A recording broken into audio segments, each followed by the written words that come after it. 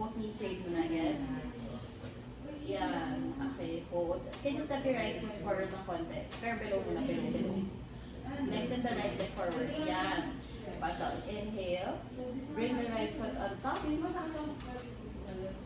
Okay, to extension. Articulate.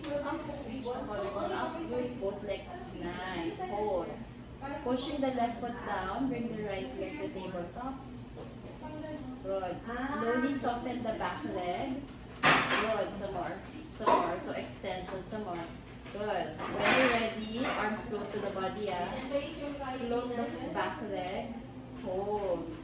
Now go to your full split. Lengthen both knees. The front leg on top of the push-through bar. Yes. Lengthen. Go to extension. Both knees straight. Point the toes. Front leg straight also. Press the down to split. Straighten the front leg some more.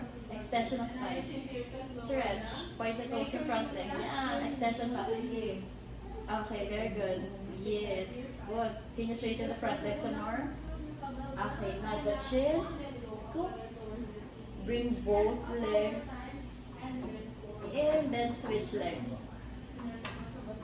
Okay, you ready to switch? Yes. Reach the back leg. Lengthen the front leg to extend. Yes, better here. Point the toes. Point the toes. In top leg, top leg. Top leg point.